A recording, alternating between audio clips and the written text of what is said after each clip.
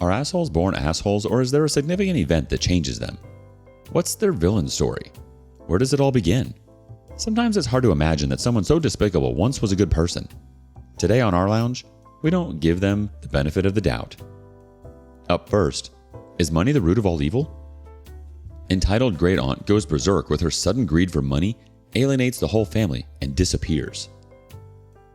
The entitled person in this story is my great aunt, one of my grandma's sisters, who was one of the sweetest old ladies until she went bonkers. Some background first. My grandmother, G-Ma, had two sisters, S1 older, S2 younger. For some reason, unknown to me because I was very young at the time, when their parents passed and they were going through the inheritance process, G-Ma couldn't be present. The inheritance was a big chunk of arable land.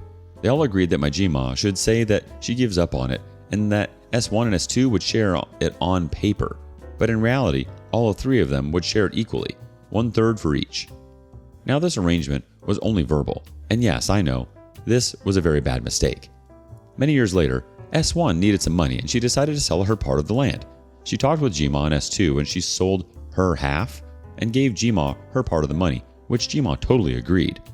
So far so good until 2 years later when S2 also decided to sell her part because she wanted to renovate her place. But this time, G-Ma didn't want to. So S2 only sold the land they agreed as being hers, and so the rest of the land, which they all agreed to be my G-Ma's, was legally on paper under S2's name. This is where our story begins. Years went by in which many of our family members have passed due to old age or health issues, including S1, my mother, and S2's husband. At one point, G-Ma decided to sell her remaining land and put the money into a trust fund for me. Now I was 14 at this time, and I somewhat understood what was going on with this deal. G-Ma and S2 talked and said that it was better to just sell the land and give G-Ma the money to avoid the transfer of property process altogether. We contacted the buyer, the same one whom they sold the rest of it to, and arranged to meet to sign the contract. At the meeting, we get together. All good. The buyer signs, and when S2 has to sign, she stands up and says she refuses to sign. Little did we know, this was only the beginning of the end. We all stand there shocked and started asking questions. S2 goes to explain that before she signs, she wants G-Ma to give her 30% of the money, otherwise she's not signing. We argued, we beg, but she won't budge. At the end of the day, we all go home, and after a few days of G-Ma calling her and trying to change her mind without success, G-Ma and the rest of her family go no contact with S2. We consulted a lawyer, but since technically the land was in her name only, S2 had the upper hand. Now, I must tell that no one in a million years saw that coming. S2 was always good to us. She was that sweet lady next door, would give out cookies and good advice, and everyone would help her with the things she was too old to do, like cleaning the house, shopping, took her to the doctor, etc. After 5 years of no contact, G-Ma decided that it was enough and ultimately caved in. They met up once again with the buyer, and then they sell the land. S2 received her 30%, G-Ma gets the rest, and we all go back to no contact. Now the only one still talking to S2 despite knowing what she's done was S1's family. One of S1's sons, A, was living in the same building as S2, so they met each other quite often. It was him that we would receive updates on S2 from time to time. One day, S2 leaves for Germany to visit her son, and she agrees to let S1's grandson B, not the child of A, to have a party in her apartment. When she came back, she claimed that grandson B and his friends left the place in a mess, and they have stolen things, and she demands compensation for it from grandson B's parents. A called her out, knowing very well she was lying because he had a key to her place that she gave him to go in and water her plants, and he stated that everything was okay after the party. And so after a few days of arguing with S1's family, they go no contact with her too. A few weeks later, we found out she's planning to sell her apartment and move away. Now at this point, no one cared what happened to her except her son, X. S2 promised X for some years now that he would inherit her apartment when she's gone so he can sell it and the money would go in a fund for his kids. But now her sudden interest in moving away makes that impossible. Can you guess what happens now? Well, if you're thinking they argue and X goes no contact, you're completely right. S2 ends up selling her place. She left the city and no one has heard of her ever since. Actually, I'm lying. 2 years ago, a family friend that was well aware of everything she did told us she ran into her in a mall over 300 miles away from us. She was with an old man that introduced himself as her husband. I honestly didn't care. Nobody did. But our theory is that after the husband's death, she found this man and she just ran away to be with him, leaving nothing behind. A few months ago, G-Ma passed away too. We had someone announce S2 and we invited her to come to the funeral saying that the past is the past and no one will judge her, but she was a no-show anyway. The community has some thoughts. Say W Go says, "First off, you have my condolences. I wish you and your family healing and love." Next, S2 should be ashamed of herself. Everything she did was shamefully selfish and mean-spirited. If she wanted to have a new life, she could have done it without destroying everything in her wake. She just sounds like an angry old bag. Best to leave her to her own toxicity and keep the no contact. I'm so sorry about your Gma. I wish things could have been different. Money and assets really makes people ruthless. It totally brings out the worst in people. I'm sorry it got so ugly. It really has this way of infecting people. For her to do that to her own son, that's next level. So very selfish and only out for herself. I wonder what happened to her to totally Jekyll and Hyde. Maybe she killed her husband to be with this guy. Maybe this new guy she's with is behind it. He could be siphoning money and draining your auntie dry, OP. What do you think? Do you have a similar story? Next, a Karen with too much time on her hands. Karen demanded I mix paint for her. I've only worked at Home Depot for about 4 months when this happened, and I still don't understand why people think they can boss associates around instead of just getting it themselves. I've only been at work for about an hour, and it was a pretty slow afternoon. A few customers scattered here and there, some just browsing about, and others were just picking up orders, etc., etc. I'm patiently waiting at my counter at the lumber side of the store.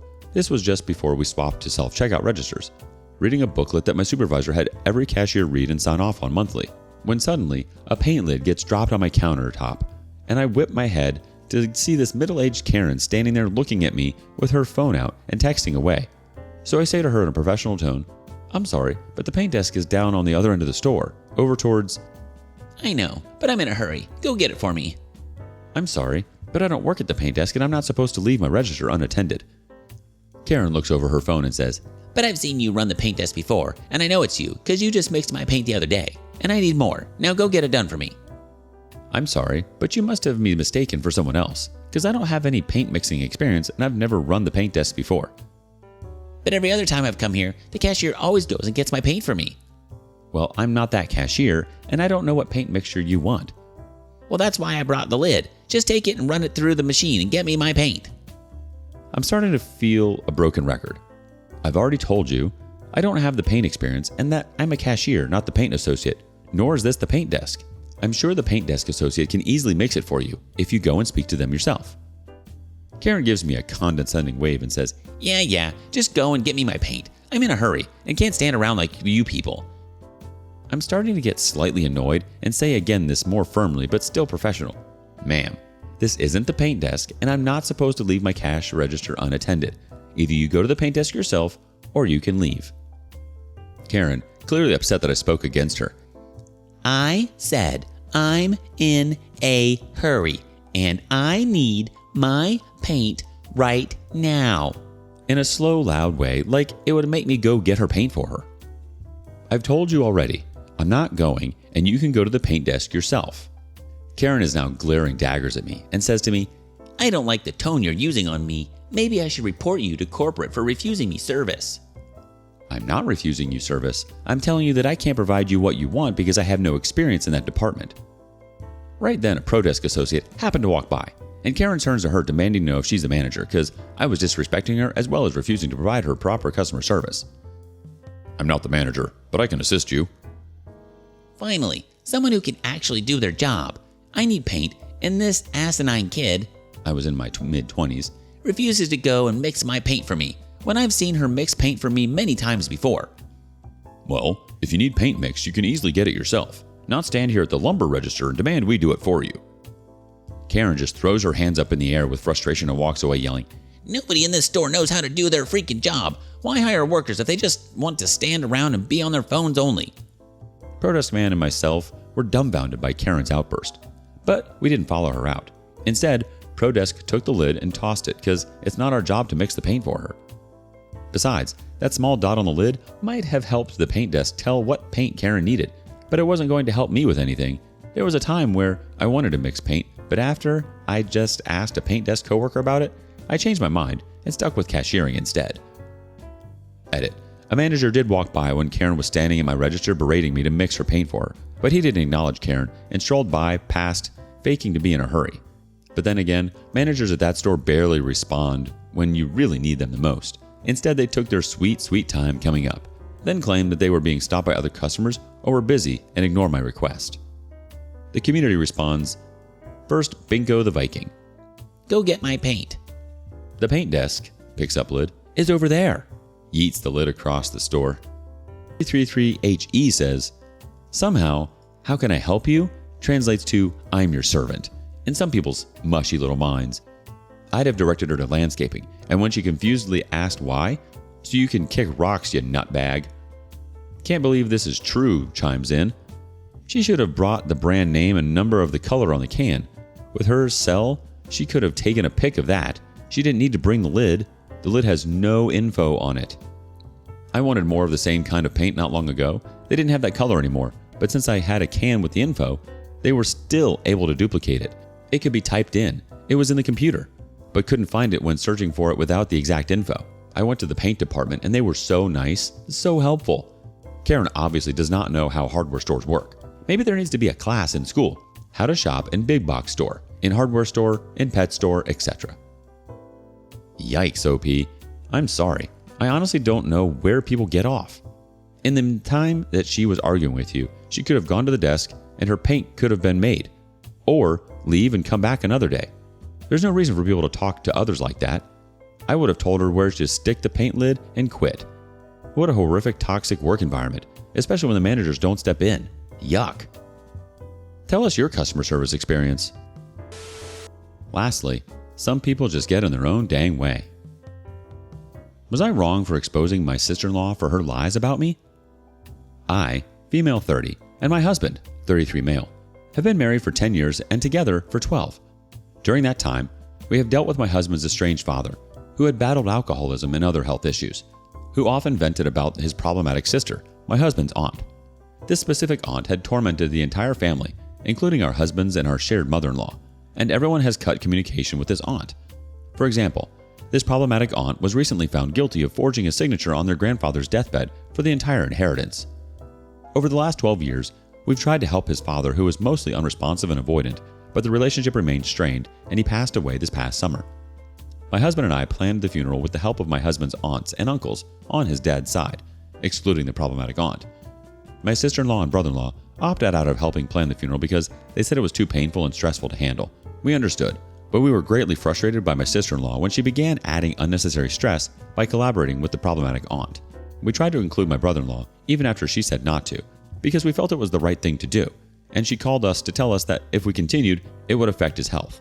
At one point, she wanted us to push the cremation memorial out 3 to 4 weeks for them to be able to help more, but then she changed her mind and said even if we pushed it, it would probably just fall on her. I took a week off work and canceled a conference to help put the pieces together, to help my husband plan an honorable service. We understood that my sister-in-law and brother-in-law could not help, but we felt like our sister-in-law was creating additional chaos by frequently calling us to relay the problematic aunt's complaints during the entire funeral planning process. This continued despite numerous people warning my sister-in-law about engaging with her. Her reason was that she likes to keep her enemies close. We urged her to stop and she blamed me for trying to control who she spoke to and said that we excluded her from the funeral planning process, even though we have numerous emails and messages from her telling us that they could not be involved. I am hurt by her false allegations, have nothing to gain, and not to be disrespectful, but my father's husband did not have any assets or money. Just a lot of mess was left behind for us to figure out. We've paid for the funeral and any expenses that have come up while trying to close out his affairs.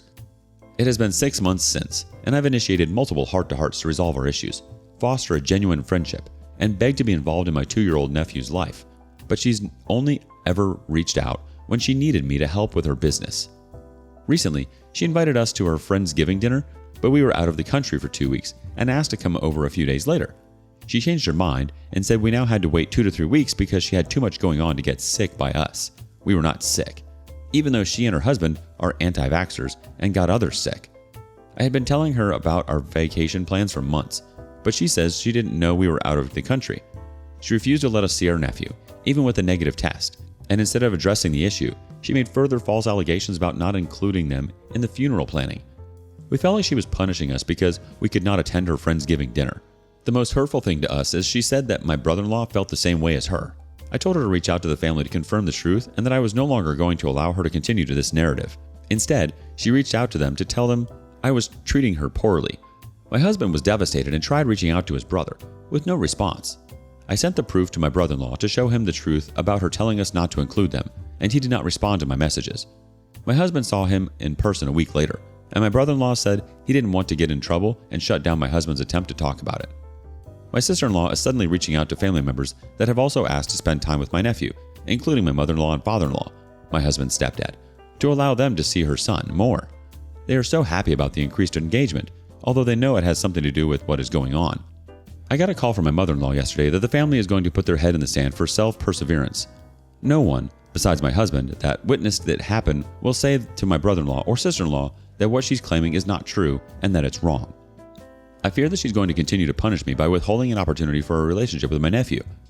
I am reconciling with the reality that I may never have a normal relationship with my nephew for finally standing up for myself. I understand the family's choice to turn a blind eye because they don't want to be in my shoes. But I also feel completely isolated now. I'm starting to doubt myself for finally standing up for myself. The community has some thoughts. Lightningbug1 says, "You should be proud for standing up for yourself and for self-preservation. I would go no contact with sister-in-law.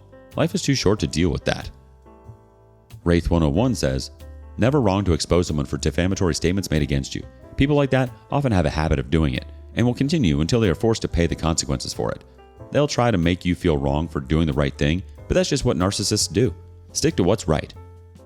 Genderflux Sci-Fi says, "You really need to out the lies she's telling and go no contact with the people that believe her lies even after you tell them with proof that she's lying." Honestly, OP, this isn't on you. And if she's refusing to let you see her son, it's only damaging her son. She's not doing what's best for her family. She's totally being selfish here and letting her own crap get in the way of her child's well-being. They're the ones that will suffer in the end.